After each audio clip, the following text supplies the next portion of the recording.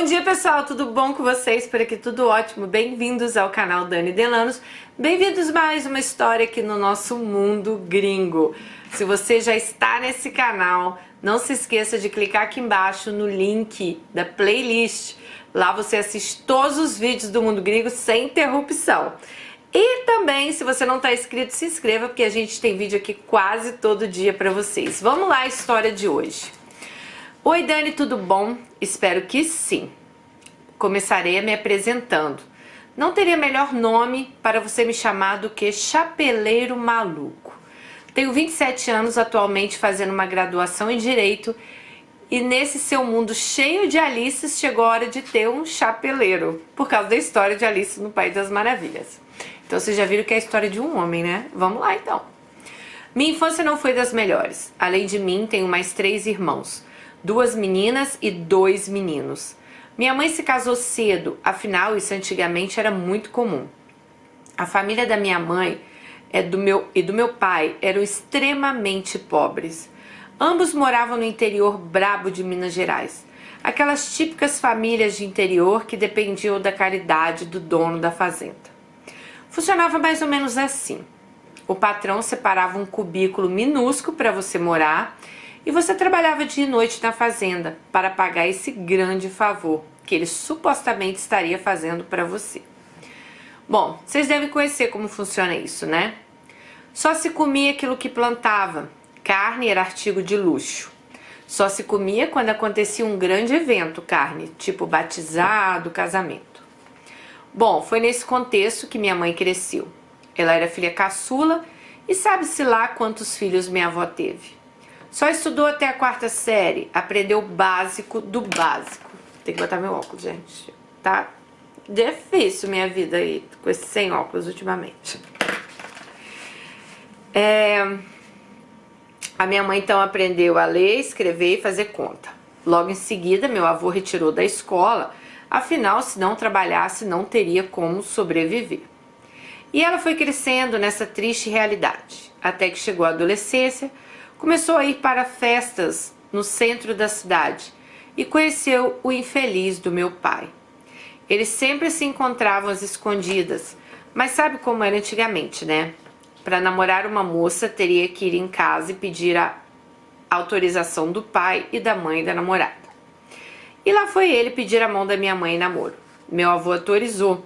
Afinal, era um cara trabalhador, um rapaz decente aos padrões daquela época. Não sei por quanto tempo namoraram. Em seguida veio o dia do casamento. Minha mãe já me confessou que só se casou para sair de casa. Foi nesse dia que meu pai começou a beber. Lembrem-se disso, ela disse. Coitado, eu até entendo a criação do meu avô, não deve ter sido fácil. Dessa união veio logo a primogênita. E minha mãe colocou na cabeça que queria sair daquele lugar. A mãe decidiu se mudar para o centro da cidade. Lá já morava a irmã mais velha da minha mãe. Meu pai arrumou um emprego na cidade e assim podia pagar o aluguel. Minha irmã mais velha chegou a nascer nesse lugar. Se passou mais ou menos um ano e lá estava minha mãe grávida novamente. Essa era outra coisa extremamente comum de acontecer. Logo bateu o desespero em ambos, mas fazer o que, né? Teriam que alimentar mais uma boca. A vida não estava fácil, mas a fome eles não passavam. A irmã mais velha da minha mãe ajudava no que podia. E meu amor, olha eu doida, gente. E meu avô também sempre ia visitá-los. Lembra que meu pai não bebia até o casamento? Então, nesse ponto, ele já estava bebendo todos os finais de semana. Mas minha mãe não estava nada feliz naquele lugar. Ela queria realmente ir para uma cidade grande, que no caso era Belo Horizonte. Meu pai de um jeito e ambos vieram na cara e na coragem. Minha mãe tinha outra irmã morando em Belo Horizonte. Ficaram hospedados na casa dessa tia por algum tempo. E assim que meu pai arrumou um emprego, saíram de lá e alugaram uma casa perto do novo serviço. Minha mãe estava completamente sozinha dessa vez. Em relação a familiares, né? Minha mãe não era a mulher mais feliz do mundo. Afinal, ela se casou somente para sair de casa. O tempo se passou e não sei dizer precisamente quanto tempo, se mudaram por algumas vezes, iam levando a vida. Até que um belo dia, lá estava minha mãe grávida novamente. Dessa vez da minha outra irmã. A vida já não estava fácil e mais uma criança. Imagina o desespero. Nesse ponto, ambos já passavam fome. O desespero da minha mãe era tamanho que ela ia visitar minhas tias, mas ela fazia isso porque não tinha nada o que comer dentro de casa. E isso era só um pretexto para alimentar os filhos. Você deve estar se perguntando, mas o seu pai não trabalhava? Então, o infeliz já tinha se transformado num alcoólatra. Ele gastava o salário todo com bebida. As poucas vezes que ele dava dinheiro para minha mãe, era mais ou menos assim. Ele dava R$ 10 para ela fazer compra. Ela ia no mercado e comprava o máximo de coisas que ela conseguia. R$ 10, gente. R$ 10. Nem consigo pensar o que sua mãe comprava com R$ 10. Ela ia no mercado, comprava o máximo de coisas que conseguia a granel. Detalhe, ele pedia o troco. Ela comprava o máximo de coisas que conseguia, mas a gente sabe que esse valor não dá para comprar nada, né? Minha mãe não tinha independência financeira, olha, essa parte que eu bato na tecla sempre para vocês, né? Mas a gente tem que ver a situação aí da história, né? Não saía de casa com medo dos filhos morrerem de fome. Mas aí eu penso assim, os filhos já estavam quase morrendo de fome com ela, com esse embuste, né? Eu sei, gente, eu sei que ela veio lá do interior, tal. É a mãe dele, a gente tá falando da mãe dele, que é outro tempo. Mas, cara, pensa. Às vezes você aí hoje tá pensando, eu não saio de casa porque meus filhos estão passando fome. Mas você tem uma vida legal? Porque tem mulher que me liga, que manda mensagem, fala, Dani, nossa, eu não saio de casa porque... Sim, seu marido. Não, tá desempregado, ou vive de bico, a gente... Então, é melhor você sair de casa, passar fome, tá no embuste, por quê? Tá passando fome e ainda tá passando sofrimento, né? Bom, passou-se mais um tempo, lá estava minha mãe grávida novamente. Mas dessa vez ela não pôde gerar essa vida. Ela conta que uma vez ela estava lavando roupa para terceiros, para ganhar uma grana, tipo lavadeira, né? Em algum rio ela acabou escorregando numa pedra. E ela acabou tendo um aborto por causa desse tombo. Ela estava com 5 meses e era um menino, gente. Ali minha mãe já tinha decidido, ela não queria de forma alguma outro filho. A vida estava extremamente difícil. Imagina mais uma boca para alimentar. Pois é, doce engano.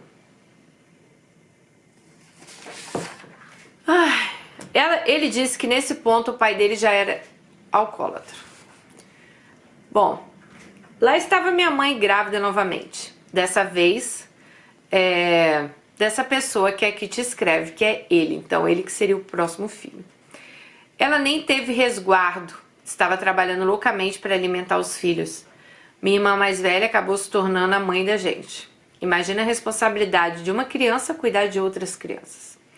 Eu praticamente recém-nascido, mas se minha mãe não tivesse feito isso, todos nós teríamos morrido de fome. Finalmente, ela foi atrás da independência financeira dela. Quando eu tinha 1 ano de idade, ela conheceu seu companheiro, que atualmente é o seu marido. Nunca chegaram a se casar na igreja, ele disse. Legalmente, ela continua casada com o traste do meu pai. Nesse ponto, o médico do hospital a aconselhou a não ter mais filhos. Ela concordou e fez a ligadura de trompas. Minha mãe finalmente tomou coragem e se separou do meu pai. Motivo?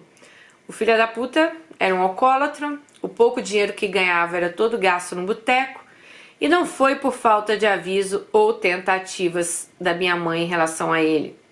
E uma vez cansada disso tudo, ele chegou uma vez em casa alcoolizado e minha mãe o intimou: ou você para de beber ou eu vou embora.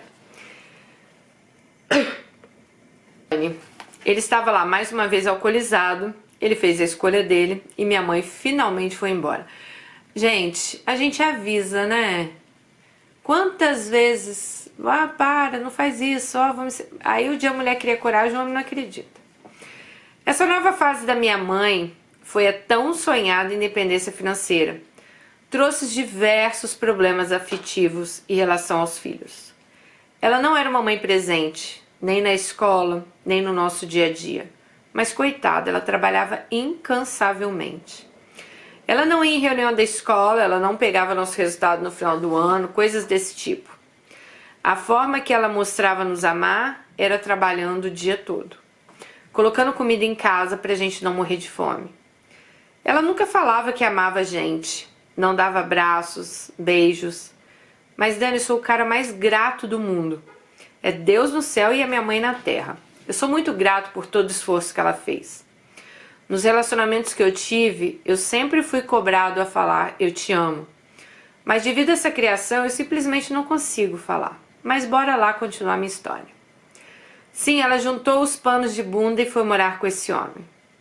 No começo, o que ela conheceu, né? Deve ser o que ela tá até hoje, que ele fala ali. No começo era tudo mil maravilhas. Mudaram para uma nova casa. Ele aceitou a cuidar dos 4 filhos. Os 2 iam trabalhar e minha irmã continuava sendo nossa mãe. Conseguiram juntar uma grana. Finalmente conseguiram a casa própria. Não era nenhuma casa luxuosa. Era simples. Não tinha nem porta no banheiro. Mas finalmente saíram do aluguel. Minha mãe, nessa nova casa, parou de trabalhar. Acredito que por influência do marido, do novo marido. Bom, esse novo bairro era bem pior. Fomos parar numa comunidade, uma favela. Aqui no bairro é super comum uma pessoa morrer de tiros, pauladas, pedradas. Fora o tráfico de drogas, em qualquer esquina é fácil comprar entorpecentes. E foi nesse contexto que eu cresci. Para você ter uma ideia, assim que eu saía da escola, usuários me paravam no meio da rua me pedindo uma folha de caderno para poder usar para enrolar um baseado. Era um inferno. E aí começou o inferno nessa casa nova. Lembro de ter assistido um vídeo seu, não me lembro qual, mas me lembro do contexto onde a pessoa dizia: meu pai fazia questão de jogar tudo na minha cara. E eu entendo perfeitamente isso. Aqui era a mesma coisa. Ele fazia questão de jogar tudo na cara de todo mundo. Se você come essa comida, sou eu que compro. Se você tomar banho, é porque eu pago a luz e a água. Se você tem essa cama, é porque eu comprei. E tudo ele fazia questão de jogar na cara. Que é, no caso, acho não, né? No caso, o padrasto dele, né? Bom, nisso meus 2 irmãos já eram adolescentes. E claro, ele pegava bastante no pé dos 2, principalmente da minha irmã. Ela já não aguentava mais essa vida e deu logo o jeito de sair de casa. Me lembro exatamente desse dia. Eu chorava copiosamente de soluçar. E eu pensava, como assim? A minha outra mãe, né? Porque a irmã que cuidou deles vai me abandonar? Afinal, foi ela quem cuidou de mim, né? Eu não entendia por quê, mas eu não podia fazer absolutamente nada. Não demorou muito, agora a atenção dele se voltou contra meu outro irmão. Mas aqui, sem dúvidas, foi pior. Deu até polícia e briga. A briga foi feia. Me lembro da polícia aqui em casa. Depois de mais velha, eu fiquei sabendo da história. Minha mãe disse que o policial conversou com ela e viu que ele não era filho de sangue dele. Meu irmão não trabalha. Claro, ele era uma criança, né? E o policial aconselhou minha mãe a retirar meu irmão de dentro de casa. Lembro dela chorando, conversando com um tio. E esse tio quem assumiu a responsabilidade com meu irmão. E meu irmão foi para casa dele.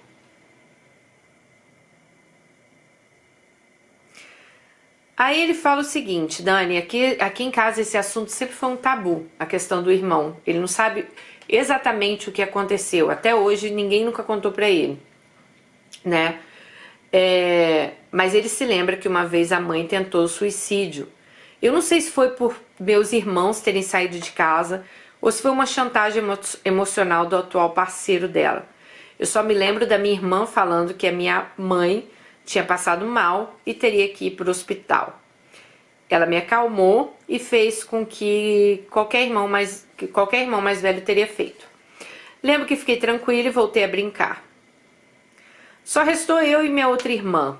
E lá, novamente, tudo se repetindo. Ele fazia questão de fazer a vida da minha irmã um inferno.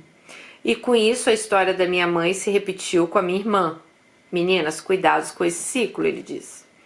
Minha irmã arrumou um cara bem mais velho, se casou para sair de casa. Mas nada de casamento na igreja. Alugaram uma casa e foram morar juntos. Acredito que a minha irmã tinha 15 anos. Literalmente uma criança. E desse casamento saíram 2 filhos. Lembro que chorei quando ela saiu de casa, afinal era só eu e ela. Éramos bem unidos. Até de casa a gente fugiu juntos. Fizemos isso para sair de perto dele.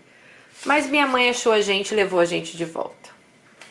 Bom, então lá estava eu, sozinho, com a minha mãe e o meu padrasto. Muitos podem se perguntar, ele o deve tratar igual filho, afinal tem convivência com você desde 1 ano de idade, mas não era bem assim. Eu cresci vendo aquilo tudo, todos mandavam eu chamar ele de pai, mas eu nunca fiz isso. Eu tinha temor a ele. Temor, ele fala que é diferente de respeito. Respeito é quando você, não fala com a pessoa porque você respeita. Só que medo é diferente de respeito, realmente. Às vezes você não fala com medo, né? Mas eu jamais chamei ele de pai.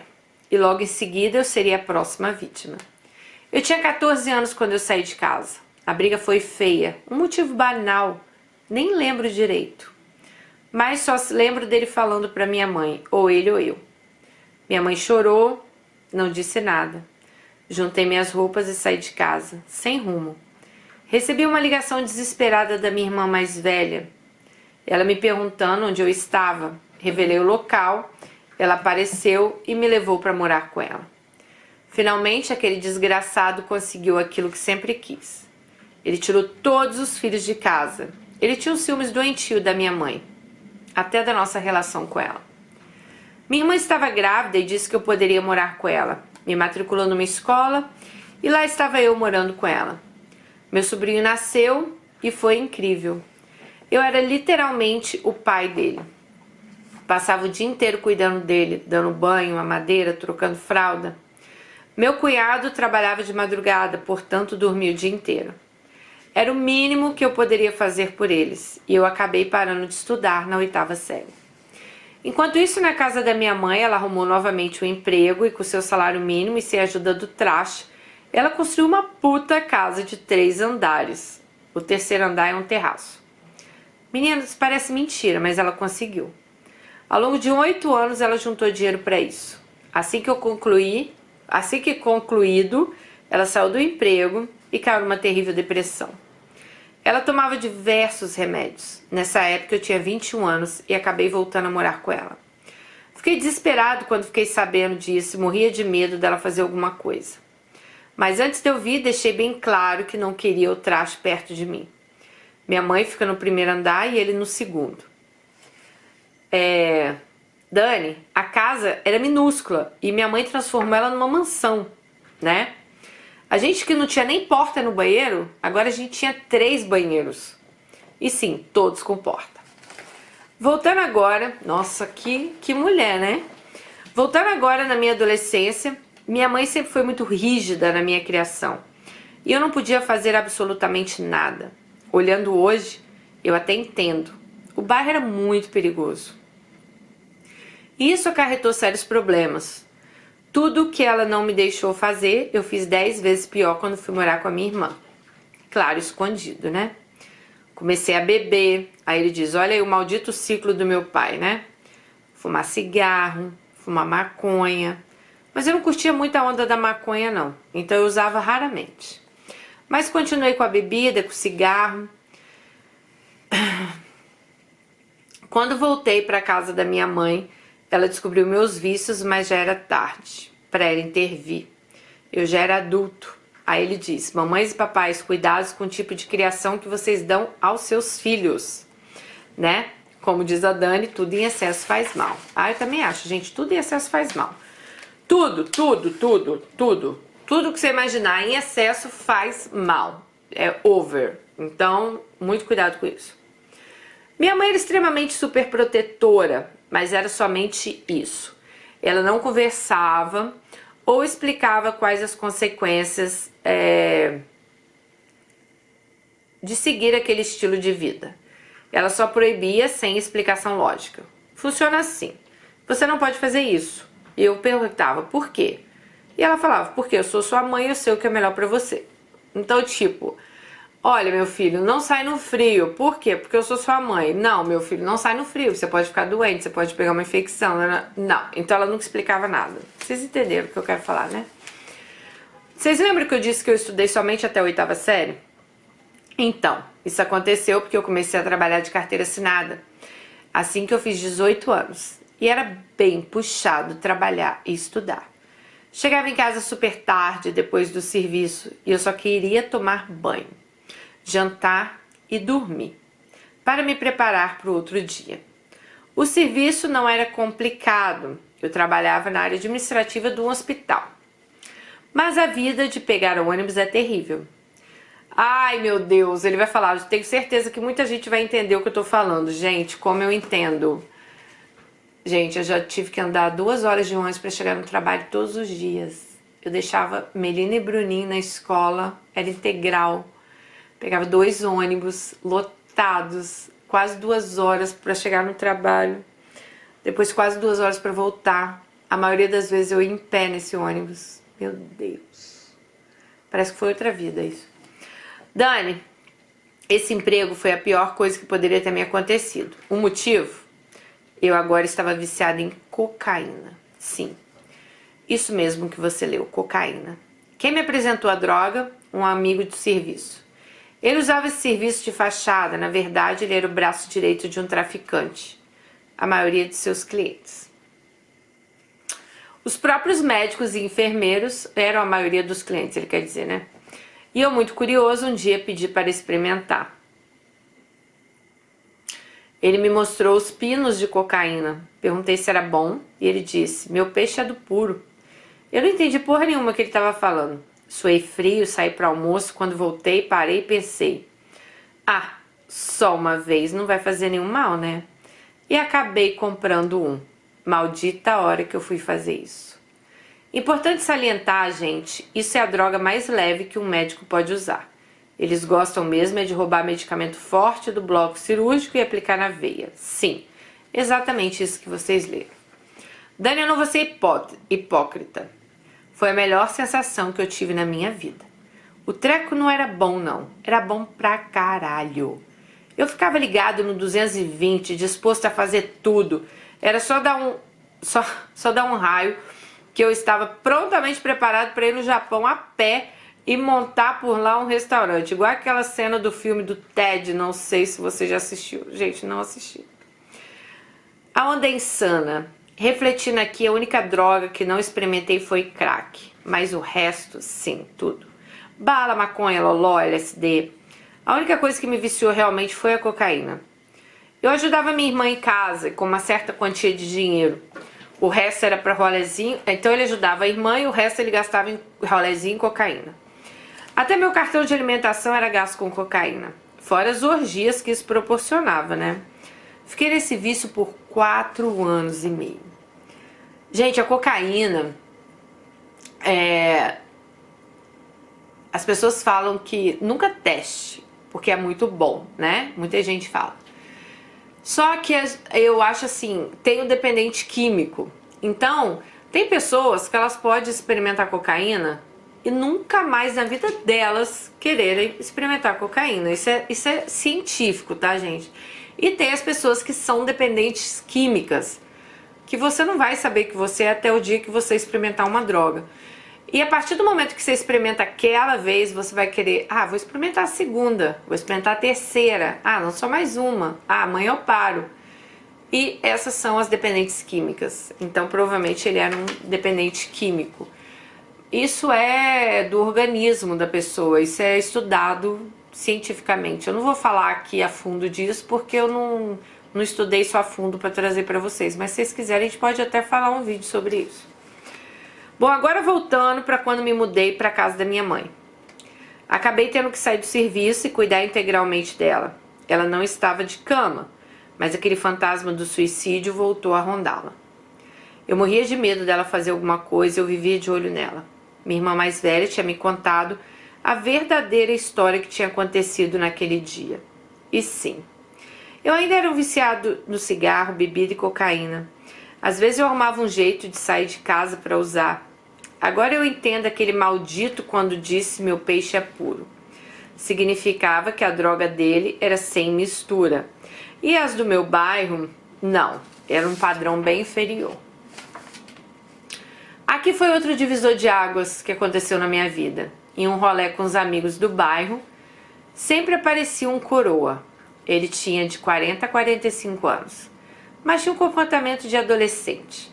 Ele sempre falava que estava vivendo o que não aproveitou na adolescência dele. E como ele era muito gente boa, acabou sendo adotado pela turma.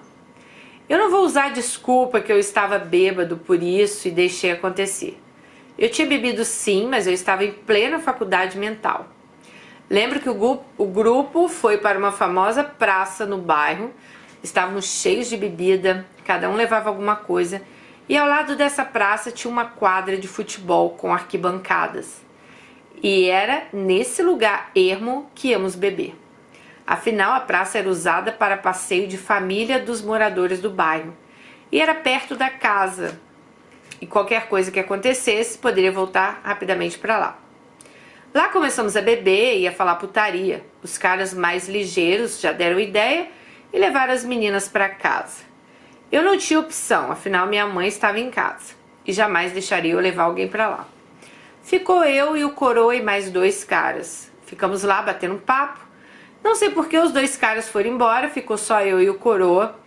Conversamos, né, daqui, dali. Aí eles começaram a conversar e o coroa foi entrando numa coisa mais íntima. Perguntou do que ele achava. Eu vou falar numa palavra parecida. Croquete, né, que as meninas faziam nele. Ele falou que achava excelente. E daí o coroa disse pra ele, porque eu nunca fiz um em você. Vocês entenderam, né, gente? Dani sentiu o mesmo frio na barriga que eu senti antes de comprar o tal da cocaína a primeira vez. Eu não sabia nem o que responder. Bom, aí ele vai contar um pouco da experiência dele. Até então, ele só tinha ficado com mulheres, tá? Bom, tire as crianças da sala. Até então, eu só tive experiências heterossexuais. Já tinha, sim, participado de orgias, mas meu precioso nunca tinha tocado em outro homem. A não ser quando estávamos, né, cada um lá com a mulher. Mas dessa forma que ele me fez a proposta, ele foi chegando cada vez mais perto, pegou no meu precioso e eu lá parado sem reação. Olhei para o lado, para o outro, não vi ninguém por perto e pensei, por que não? Não tô fazendo nada mesmo. Coloquei meu precioso pra fora, né? E o croquete lá do coroa foi excelente. Voltei a beber novamente como se nada tivesse acontecido. Voltei para casa trocando as pernas. Assim que entrei no quarto, só via tristeza nos olhos da minha mãe. A única coisa que ela me disse foi: você passou a vida toda dizendo que não seria igual a ele. E aí está você. Você está feliz com o seu caminho? A mãe perguntou para ele. No caso, Dani, que ela estava falando do meu pai. Dani, aquelas palavras curaram minha cachaça num piscar de olhos. Eu não tive coragem de responder nada. Eu fui diretamente tomar um banho, entrei, tranquei a porta do meu quarto e passei a noite inteira pensando. Eu pensava em cada palavra que a minha mãe disse. Foi tipo levar uma facada no coração. Mas ela não estava mentindo, né? Não preguei os olhos, fiz um verdadeiro exame de consciência. E pensei, o que eu tô fazendo da minha vida? Eu só tinha 21 anos, eu tinha uma vida toda pela frente. Dani, eu sei que você odeia bebidas, mas meu ódio consegue ser 1000 vezes pior do que o seu. Porque eu sempre falo, né, gente, que eu odeio gente bêbada, eu odeio bebida. Não é que eu odeio bebida, eu posso tomar um copo de vinho, eu não gosto que as pessoas exagerem, eu não gosto de ver ninguém bêbado, eu não gosto que as pessoas deixem que a bebida é pra você curtir o vinho, né? Não pra aquilo se tornar, vocês entenderam, né? Se tornar uma dor de cabeça e tal. Mas ele fala, Dani, eu tenho ódio de bebida. Meu pai abandonou a família por ser alcoólatra. Ele fugiu da responsabilidade de cuidar dos 4 filhos. Por culpa dele, eu cresci sem a presença do meu pai. Eu cresci falando que não seria igual a ele. E foi completamente o oposto. Lá estava eu, nessa altura do campeonato, me tornando quem eu mais temia. Meus irmãos seguiram a mesma coisa também. Perpetuar o maldito ciclo. Eles bebem sem moderação. Hoje em dia eu não suporto nem o cheiro nem o gosto. Odeio terceirizar minhas culpas e responsabilidades. Eu não prometi nada pra ninguém, mas pra mim mesmo. Naquela noite eu dei um basta e disse: chega. Você não vai fazer parte desse ciclo. Você é adulto e vai dar um jeito na sua vida. É só você ter força e fé. Dani, é coisa de Deus. Lá estava eu no outro dia me preparando para terminar meus estudos. Fiz um supletivo, finalmente terminei meu ensino médio. Minha mãe era felicidade em pessoa, ela me deu apoio total. Enquanto você estiver estudando, não precisa trabalhar. Ela estava vendo a minha força de vontade de estudar. Eu me dedicava dia e noite para conseguir meu diploma, mas na verdade não era somente com a minha luta interna. Eu estava lutando também para largar a cocaína e o álcool. Continuei um tempo ainda com cigarro, só consegui parar com a ajuda do cigarro eletrônico. Mas graças a Deus acabei com todos os meus vícios. O único vício que eu tenho hoje é tomar café, igual doido. É importante salientar que nenhum dos meus irmãos concluíram o ensino médio. Então ela via que eu realmente estava levando a sério. Sem querer, querendo, assim que eu concluí o ensino médio, lá estava eu fazendo a prova do Enem. Mas para ser bem sincero, eu achei que isso não ia dar em nada. Eu nunca tinha feito. E todos que tinham conhecimento de terem feito não tinham obtido sucesso. Mas fui lá com a cara e com a coragem. O tempo passou, o resultado saiu. Minha mãe comentou que os resultados já tinham saído, perguntei se ela tinha visto. Ela disse que não. Loguei no site para ver minha nota. Minha pior nota foi em matemática, 445, redação, 700. Tinha uma boa probabilidade de entrar na faculdade. Não era a melhor nota de corte do mundo, mas foi com ela que eu pude entrar numa faculdade particular com a ajuda do FIES. Para uma família que não tinha terminado o ensino fundamental, lá estava eu me preparando para o ensino superior. Dani, meu começo na faculdade não foi fácil. Minha reserva de dinheiro não existia. Fiquei muito tempo em casa dedicando aos estudos. Até fiz bicos formatando computadores, mas eu não podia cobrar muito caro e nem era sempre que aparecia. Deu por um tempo para pagar a passagem de ônibus. Meu trajeto era o seguinte: eu pegava um ônibus no bairro que me levava para a estação. Da estação eu pegava outro ônibus que me levava para uma outra estação, né? Então ele tinha que gastar dinheiro com passagem, né, gente? Bom, tive que cortar a despesa de um ônibus, ou seja, esse ônibus que eu pegava do centro de BH eu não tinha mais como pagar. E sabendo disso, eu poderia me segurar ali até arrumar um estágio. Dani, foi sofrido. Eu fiz esse trajeto por quase um ano a pé. Eu andava 40 minutos ida e volta e saía de casa mais cedo. Chegava na faculdade. Ai, meu Deus, não consigo ler essas coisas. Chegava na faculdade morrendo de fome, mas não podia comprar nada para comer. Ficava o tempo todo enganando meu estômago com água. Tadinho, gente. Vi a galera da minha sala brigando e decidindo o que eles iam comer. Um queria ir na praça de alimentação do shopping, o outro queria ir para o fast food qualquer, enquanto eu não tinha nenhum biscoito de água e sal. Com o tempo isso mudou. Eu consegui um estágio na Defensoria Pública. Fiquei por um tempo, depois passei a trabalhar no TRE. Eu sempre tive que sair cerca de 30 minutos antes da aula acabar. E se eu não saísse cedo, eu ia chegar mais tarde no centro e perderia o ônibus. Uma menina percebeu isso e começou a gravar no final. Olha que legal! Aí uma amiga dele de sala viu que ele sempre tinha que sair mais cedo, começou a gravar o final da aula para ele no WhatsApp e mandava para ele. Foi assim que conheci minha Alice. Ele tem uma Alice. Afinal, todo chapeleiro que se preze tem que ter sua Alice. Mas antes que você comece a chipar o casal, nem comece, pois não terá um final feliz. Na faculdade comecei a namorar. O relacionamento durou 3 anos e acabou devido àquele acontecimento. Lembra que eu disse do divisor de águas? Pois é, ele retornou para me assombrar. O relacionamento estava sério e decidimos nos abrir um com o outro.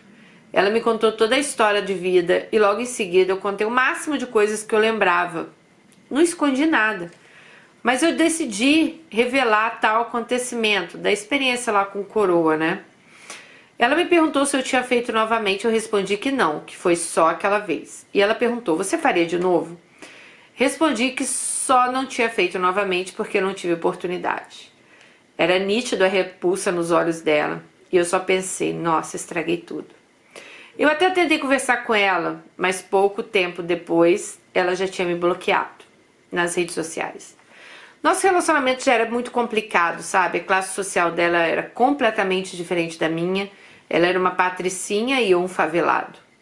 Ela é progressista e eu conservador. Mas era exatamente por isso que a gente dava certo.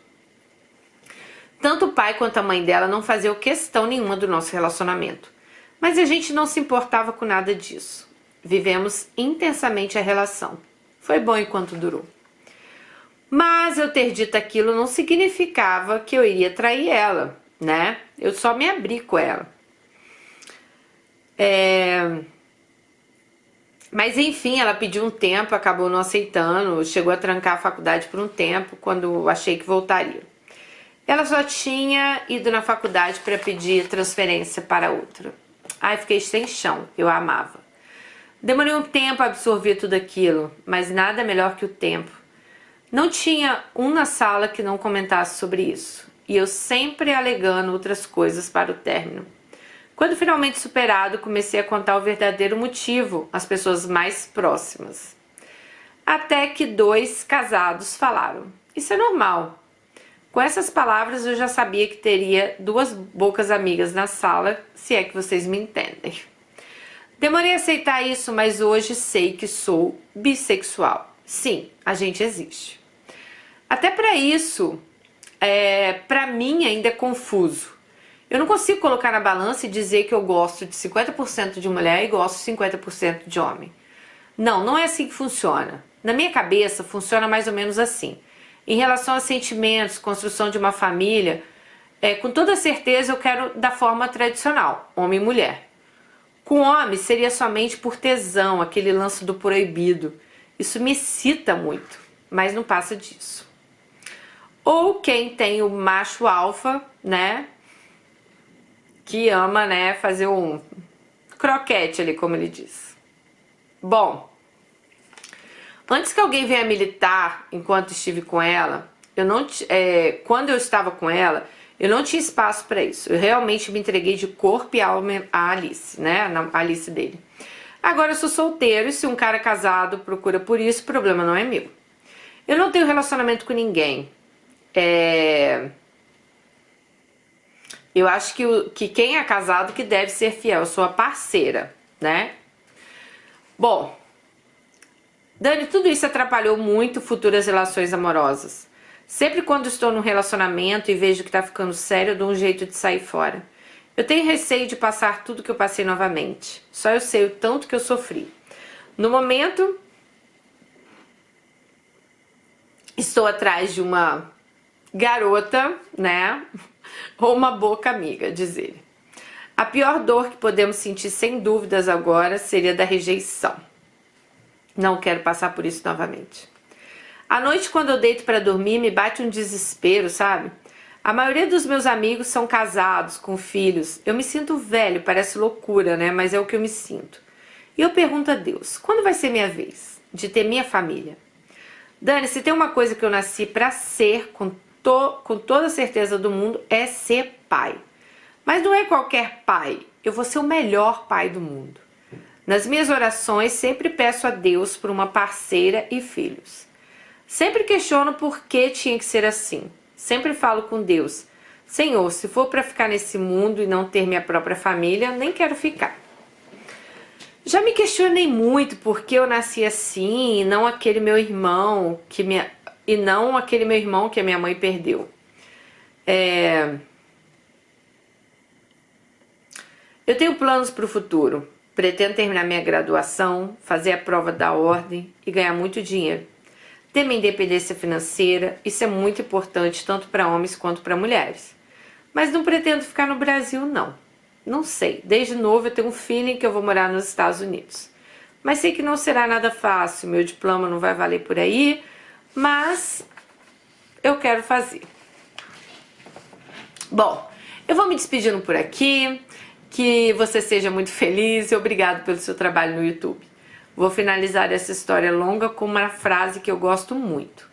Nada pode destruir o ferro, mas sua própria ferrugem pode.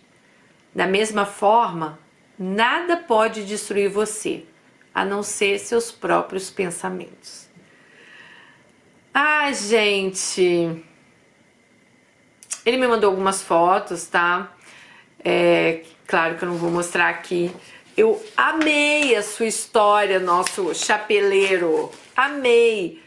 Eu acho que ele deu, assim, uma aula aqui de como que você pode chegar ao fundo do poço. E você querendo... Essa frase no final aqui dele foi perfeita, sabe? Porque eu acho que ninguém destrói mais você do que seus próprios pensamentos. Se você chega, olha pra você e fala, eu vou mudar minha vida, eu vou fazer isso, eu vou fazer aquilo, e você faz, sabe?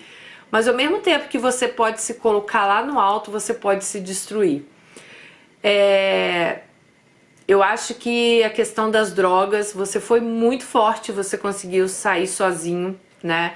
Você conseguiu olhar pra sua mãe e ter a força de falar, não é isso que eu quero pra minha vida. Porque realmente, imagina, onde você ia estar hoje? Me deu muita pena de você na parte da faculdade, porque eu sei que é exatamente assim. A Melina, ela estuda numa faculdade também de medicina e às vezes ela me conta cada caso, sabe? Essas faculdades são muito caras, né, gente? Tem faculdade de 10 mil reais por mês. Então as pessoas acabam tendo um poder aquisitivo maior que estudam com ela. E era assim, gente, era filha de fazendeiro que o avião vinha buscar, era gente que todo dia, tipo, ai mãe, o pessoal sai da faculdade e vai almoçar no Outback, sabe? Então assim, realmente são realidades. Claro, hoje eu tô aqui, eu trabalho, mas a minha filha, ela não foi criada assim, com essa ostentação, digamos assim, né? Então... tem muito isso dentro das faculdades, realmente. Eu acho que você fez direito, por tudo que você fala aqui, eu acho que é direito que você fez, né? E a questão da sua bissexualidade, é engraçado que a gente teve uma história, não sei se já foi ao canal ou vai ao canal essa semana, de uma menina que me questionou se ela é bissexual ou não, sabe? Porque ela sentia alguns feelings assim pela amiga dela, mas ela não sabia, né? Ela não... Bom, vocês vão ver a história. E o que eu falei pra ela, eu não sei, assim, eu não gosto de falar do que eu nunca senti. Já falei isso pra vocês. Mas eu acho que você explicou muito bem aqui, né? Mas o que eu falei pra ela no vídeo foi que eu acho, né, gente? Ó, talvez eu não tenha esse poder da fala aí, porque como eu digo pra vocês, como eu nunca senti isso, eu não sei. Mas eu penso assim... Tem aquela coisa vamos lá, da putaria, ai, nossa, fui lá, fiquei com uma mulher, sei lá, tá numa festa, né, não sei, aconteceu, fiquei com ela, beijei, gostei e tal, mas não é algo, talvez, que você queira ter um relacionamento com essa mulher, né, a menina, eu tô falando no caso. E você, no caso de um homem aí, você fala que você quer ter sua família, mas você quer ter uma família tradicional, homem, mulher, filhos e tal. Cara, deve dar uma... eu não vou falar muito sobre isso porque eu não me sinto nem capaz de falar disso. Mas deve dar uma loucura muito grande na cabeça, né? Porque ao mesmo tempo que você quer lá a sua família tradicional, você também sente atração por, né, de estar com outro cara. Pode ser que seja talvez uma coisa, mais uma fantasia sexual, não sei. Ou pode ser realmente, né? Ah, eu gosto mesmo, eu quero estar com outros caras. Mas eu não vou entrar nesse mérito, porque eu acho que a sua história é uma história de superação. Eu acho que você falou muito bem a parte do ciclo.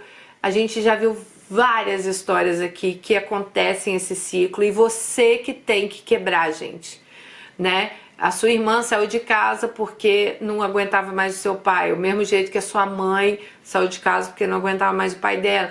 E esse ciclo ele só vai se repetindo. E quando, sabe, e sair de casa só para se afastar do problema que tá em casa não é uma boa ideia, porque não teve, acho que uma história que a gente contou no canal que realmente deu certo esse negócio de sair de casa porque eu não aguentava mais ficar na minha casa, ou eu não aguentava meus pais, ou eu não aguentava meu padrasto, ou isso ou aquilo.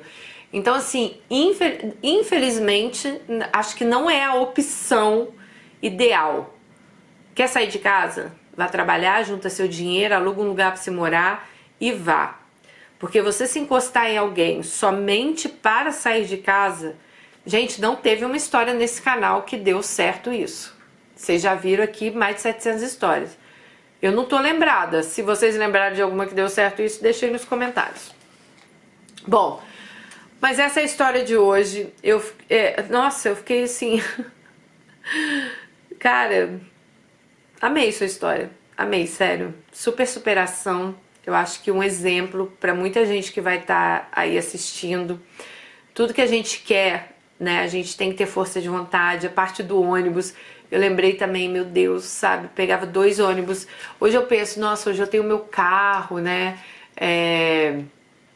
Eu posso ir e vir. Nossa, quantas vezes eu lembro, gente, eu em pé no ônibus, juro pra vocês. Eu em pé no ônibus, aquele ônibus lotado, o ônibus parava no sinal. Alguém já sentiu isso? Eu via aquele pessoal dentro do carro, às vezes sentadinho, eu pensava, ai meu Deus, um dia eu vou estar assim, sentada também no carro. Porque não é fácil você fazer um trajeto todos os dias, muitas vezes demorava até 2 horas, porque quem é do Espírito Santo vai saber, eu morava na Serra e trabalhava em Vila Velha, então vocês imaginam o trajeto que eu fazia, né? Fora que tem trânsito, o ônibus para, né? Então você vai para terminal, troca de ônibus, e o ônibus sempre cheio. E eu pensava, um dia eu vou ter um carro, eu vou sentar e eu vou ser aquela pessoa que vai estar ali, ó, sentada, não aqui em pé. Mas tudo passa. Eu acho que sempre que a gente quer melhorar de vida, a gente quer correr atrás, a gente tem um objetivo, a gente consegue, gente. É só você focar no que você quer, tá bom? E você, meu amigo, se você tem o sonho de ir para os Estados Unidos, seja lá o que for, questão de diploma, realmente eu acho que não vale aqui. Mas você pode fazer um curso aqui de paralegal, você pode fazer tantas coisas, né? Você pode... Bom, claro que são várias questões, né? Você pode vir com visto de estudante, tentar fazer uma pós em alguma coisa na sua área, não sei.